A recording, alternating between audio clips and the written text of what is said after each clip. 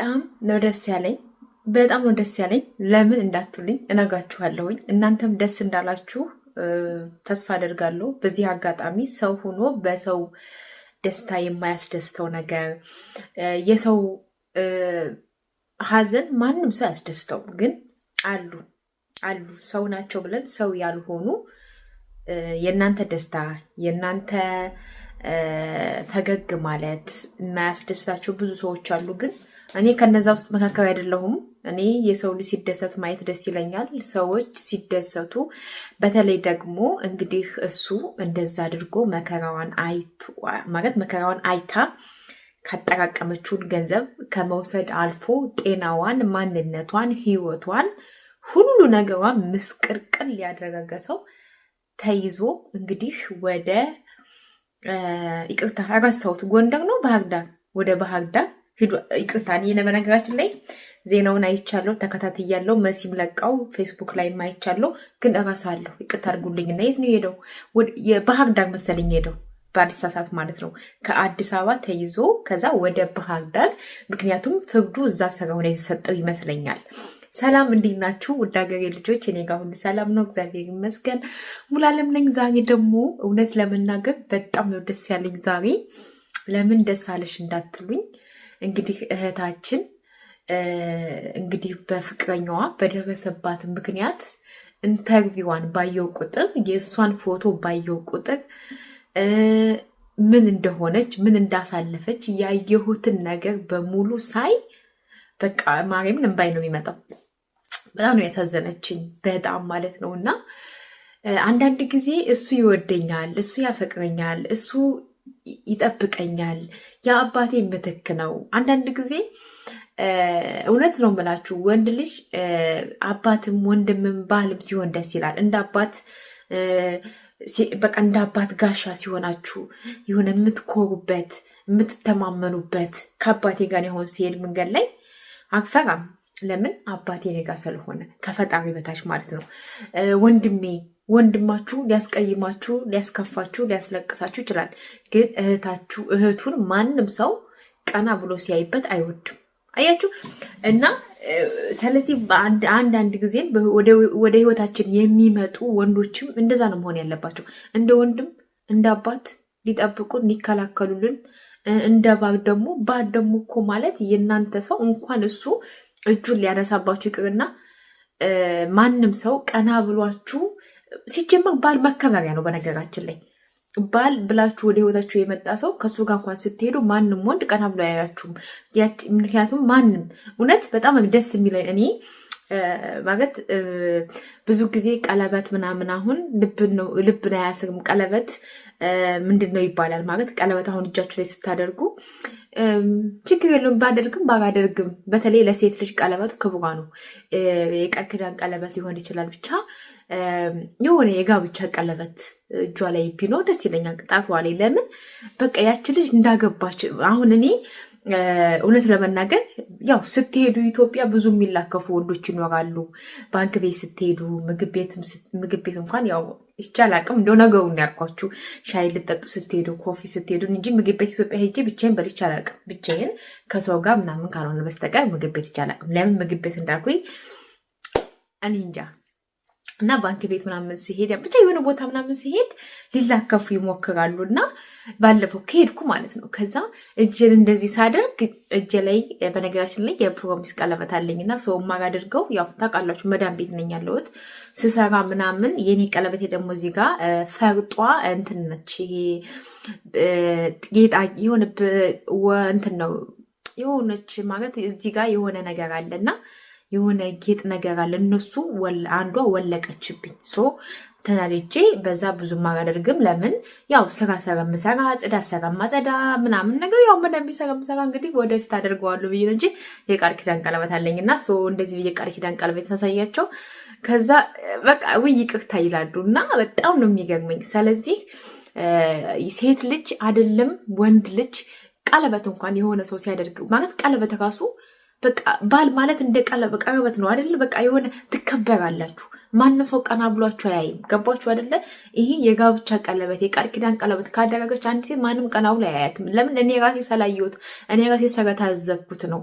ምክንያቱም እኔ ክፍለ ሀገር ሲሄድ ከቤተሰቦቼ ጋር ሲሄድ አይኗ ቃለሁ ከአባቴ ቤት ከቤተሰቦቼ ጋር ሰው ማንም እንደማይነካኝ ሁሉ መንገድ ላይ ስትሄዱ ራሱ ከሱ ጋር አብራችሁ ከሄዳችሁ ማንም ሰው ቀና ብሎ እንደማያያችሁ ሁሉ ወንድ ልጅ ባልሽ እንኳን እሱ እጁን ሊያነሳብሽ ይቅርና በቃ መከበሪያሽ ነው። በቃ ማለቴ ማንም ሰው ቀና ብሎሽ አያይሽም። እሱ ጋር ከሆንሽ እንኳን እሱ እጁን ሊያነሳብሽ እንኳን እሱ አንቺን ሊጎዳሽ ይቅርና ማለት ነው። እና ይሄ ሰው ከመጀመሪያም ጀምሮ አይወዳትም ነበረ። ይሄ ሰው ከመጀመሪያ ጀምሮ አያፈቅራትም ነበረ። ለምን ታውቃላችሁ? ገንዘቧ ሲያርቅ ነው እጁን ያነሳባት። ገንዘቡ ሲያርቅ ነው እሷን በጩቤ ሊወጋት የፈለገው። ገንዘቡ ሲያርቅ ነው። ገንዘቧ አልቆ እሷ ከቤተሰብ ጋር ስታስልክ ያችን የምታስልካትን ገንዘብ ላኩልኝ ስትላቸው ያችን ለማግኘት ሲል አትለይኝም ብሎ እሷን ለመጉዳት እሷን ለመግደል እሷን በጩቤ አስፈራርቶ ከሱ ጋር እንድትኖር ያስገደደ ወንድ ማለት ነው። ይሄ ወንድ አይባልም። እና ያንን ያሳለፈችውን በራሷ ኢትዮጵያ ውስጥ እኔ በጣም ነው እንዳልኳችሁ ሁሌ ቪዲዮ ስሰራ ኢትዮጵያ ውስጥ በትንሽ ነገር ራሳቸውን የሚለውጡ በትንሽ ነገር ህይወትን የሚያሸንፉ እህቶቼ ለእኔ በጣም አረብ ሀገር መታ ከምትሰራ ሴት በላይ ናቸው። ምክንያቱም እኔ ኢትዮጵያ ብሰራ መለወጥ መኖር የምችል ልጅ ነኝ። ግን አንዳንድ ጊዜ ስደት ላይ ከመጣችሁ ከቀመሳችሁ ኢትዮጵያ ሄዳችሁ ራሱ ለመኖር ዳገት ነው የሚሆንብን። በቃ በአቋራጭ ያሁን አንድ ስደትን ብዙዎቻችን ያሁን በአቋራጭ ለማግኘት እንጂ በአቋራጭ ገንዘብ ለማግኘት በአቋራጭ ስላችሁ እንዴት አድርጌ ላስረዳችሁ? ለምሳሌ ኢትዮጵያ ውስጥ በትንሽ ነገር ሰርቼ ማደግ መለወጥ እችል ይሆናል። ግን እዚህ ጋር ብዙ እንደሚከፈል ገንዘብ አለ ብዬ ስላሰብኩኝ ነው እንግዲህ አገር አቋርጬ ስደት ላይ የመጣሁትና ይችታችን ግን በራሷ መንገድ ትልቅ ደረጃ እየደረሰች ለእናቷ ቤት እየሰራች ያለች ልጅ ናት። ባጭሩ የቀረችው ማለት ነው። አሁን ሞራን የሚባል ነገር አለ፣ አይወደኝም ነበር ማለት አለ፣ ገንዘብ አለ፣ ይሄ ጠባሳ አለ፣ እዚህ ጋር ጠባሳ አለ፣ እዚህ ጋር ጠባሳ አለ፣ ብዙ ነገር አለ። ይች ልጅ በብዙ ነገር ተጎድታለች እና እንደዛም ሆና አሁን ያንኑ ሁሉ ጥቃት ካደረሰባት በኋላ በጣም ደግሞ ያናደደኝ በጣም ማለት ነው። ሁለተኛ ሶስተኛ ኢንተርቪውን እሷ ሁለት ኢንተርቪው ነበር የነበራት። ከዛም እሷን በሰዓቱ ያገዟት መስተንግዶ ገብታ የምግብ ቤቱ ማናጀር ምናምን የእነሱን ኢንተርቪው ስሰማ በጣም ነው ያዘንኩት። ማለት ኢንተርቪዋን አይታችሁት ከሆነ ለማመንም የሚከብድ በቃ አንድ ሰው አልፈልግህም ስላለችው ብቻ ያን ሁሉ ጥቃት ያደርሳል ማለት በጣም ከባድ ነው። እንዴ ወንዶቹ ለምንድን ነው እኛን አሁን ለምሳሌ ወንድ ልጅ አልፈልግሽም ካለ እኮ አለ ነው። በቃ ወንድ ልጅ አልፈልግሽም ካለ አለ ነው እንጂ አንቺ ሄደሽ በዱላ በጩቤ በምናምን ብለሽ ግዴታ ከሌላ ሆነ አትይውም። በቃ ባይ ነው የምትይው። ስለዚህ እነሱ ግን የሆነ አንድ ሴት ልጅ አልፈልግህም ካለችው በቃ ጩቤ አንስቶ መውጋት ነው ስራው። ይሄ ከዚህ ውጭ ምንም አላማ የላቸውም። አሲድ መድፋት፣ መደባደብ፣ በቤተሰብ ማስፈራራት፣ መዛት። አያችሁ፣ ወንድ ልጅ ከአንቺ ጋር እስካለ ድረስ ብቻ ነው በቃ ካፈቀረሽም ከወደደሽም የሚጠብቅም ከስንት አንድ ነው። እንዳልኳችሁ ነው፣ ከስንት አንድ ነው ወንድ ልጅ በቃ እንዴት ማለት አይደል ነው። እንታ ያስረዳችሁ። ከስንት አንድ ነው ወንድ ልጅ እናቱን የሚወድ እህቱን የሚወድ ቤተሰቦቹን የሚወድ ወንድ ልጅ ነው አንቺን ሊንከባከብሽ ሊጠብቅሽ የሚችለው እንጂ እንኳን እሱ ዱቤ ማነው ጩቤ አንስቶ ሊወጋሽ ይቅርና ቀና ብሎ ማያይሽም። ቀና ብሎ ራሱ ለማየት ይፈራል አንቺን ማለት ነው። የሚወድሽ የሚያፈቅሽ ወንድና ይች ልጅ እንደዛ አድርጎባት በመጨረሻ የሚያስያዘችው ገንዘብ ተቀብያለሁ ሚዲያ ላይ ወጥቼ እርዱኝ አግዙ ብዬ በዚህ በሆዴ ባለው ቁስር በአንገቴ ባለው እጄ ላይ ባለው ምክንያት ገንዘብ ተሰባስቦልኛል፣ ግማሽ ገንዘብ ሰጥተውኛል ብላ ያንን ገንዘብ ፈልጎ ነው እሷ ጋር የመጣው። በእርግጥ ወንድ ልጅ ሞኝ ነው አንዳንድ ጊዜ፣ እግዚአብሔር በጣም ሞኝ እኮ ነው። አንዲት ሴት ልጅ እንደዛ ካደረጋት በኋላ እኔ ለምን አልጎዳትም ለምን አልጨረሳትም እያልኩ አይደለም። ለምን እንዴት ማለት እንደዛ ጉዳት አድርሶባት ድጋሚ ለኔ ቦታ አላት ለኔ ፍቅር አላት ብሎ ያስባል። አያችሁ ወንድ ልጅ እኮ በቃ አንዴ እንደምትወዱት ካወቀ በቃ ትወደኛለች ብሎ ነው የሚያስበው። በቃ ትወደኛለች ብሎ ነው የሚያስበው ሁሌም ማለት ትወደኛለች። አያችሁ በደካማ ጎኑ ገብታ ለገንዘብ ብሎ ወደ ህይወቷ ሲመጣ እሱ ደግሞ ወደ እስር ቤት። በእርግጥ 8 ዓመት ቀላል በጣም ቀላል ናት። 8 ዓመት እኮ እኔ ስደት ላይ የኖርኩበት ዓመት በጣም ቀላል መቼ 8 ዓመት እንደሞላኝ መቼ 8 ዓመት ጨርሼ 9 ዓመት እንደሆነኝ ራሱ ሳስበው ይገርመኛል የቀኑ ፍጥነት። ስለዚህ 8 ዓመት ማለት ለዚህ በጣም ቀላል ነው ለሱ በጣም እና ማለት ፊቱ ላይ ራሱ ምንም አይነት የጸጸት ስሜት አይሰማበትም። ምንም አይነት የሆነ ፍራቻ የለበትም። ፊቱ ላይ ፈገግታ ነው የሚታየው አይታችሁት ከሆነ ፎቶ ላይ ማለት ነው። እና ማለት ሲያዝ እስር ቤት እንደዚህ ሆኖ ማለት ነው። እና በነገራችን ላይ ያው ቪዲዮውን እዚህ ጋር ፎቶውን አልለጥፍም። ለምን የሰው ቪዲዮ የሰው ፎቶ አምጥቼ ስለጥፍ ዩቲዩብ እየዘጋብኝ ስለሆነ ኮፒራይት እያላካብኝ ስለሆነ አልፖስተውም እንጂ ፎቶ እኮ በጣም ነው የሚያስቀው። በቃ እንደዚህ ተነስቶ የተነሳው ፎቶ እና በጣም ገረመኝና አንዳንድ ጊዜ የምንወዳቸው ሰዎች ወይም ደግሞ ይሄ ሰው ምናልባት ተሳስቶ ጸጽቶት ስለሚወዳት ነው እንዳለ ይሄ ልጅ ስለሚወዳት እንደዛ አደረጋት። ድጋሚ አብሮ ሲሆኑ እኮ ይቅርታ ብሎ እኔ እሱም ብሆን ድጋሚ ከእሷ ጋር ከሆንኩ 1 ሳምንት ባለችኝ ጊዜ አሲዝ በቃ እኔ ማለት አንዳንድ ጊዜ ከልቡ ይቅርታ ጠይቋት። እንደዛ ያደረገው እንደሚወዳት ሌላ ወንድ ጋር እንድትሄድ ስለማልፈልግ ሌላ ህይወት እንድትጀምሪ ስለማልፈልግ ነው። ይሄ ስህተት ነው። በቃ አውቃለሁ፣ ጥፋት አጥፍቻለሁ። ይቅርታ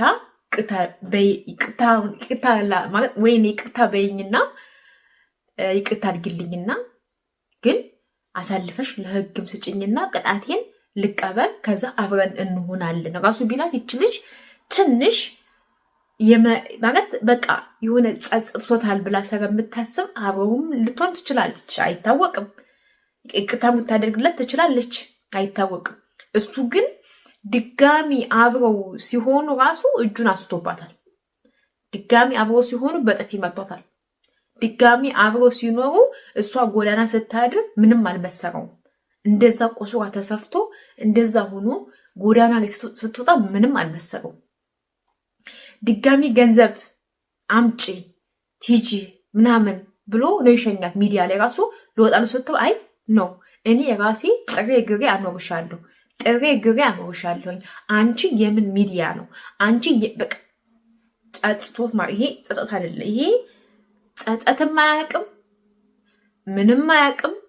ነገ ጧት ተመልሶ ሲወጣ ራሱ የሆነ ነገር እንደሚያደርጋት እኔ ውስጥ እየፈራ ነው። በቃ የሆነ ነገር እንዳያደርጋት። ለምን ይችላል ወይ ከሀገር ካልወጣች ወይ ደግሞ የሆነ ጥበቃ ነገር ካልተደረገላት ወይ ደግሞ ይችልጅም ሆነ በነገራችን ላይ እሷ ከተጎዳች በኋላ ቤተሰቦቿ ከተጎዱ በኋላ እሱ ተያዘ አልተያዘ ምንም ነበር ምንም በቃ አላል ምንም ነው።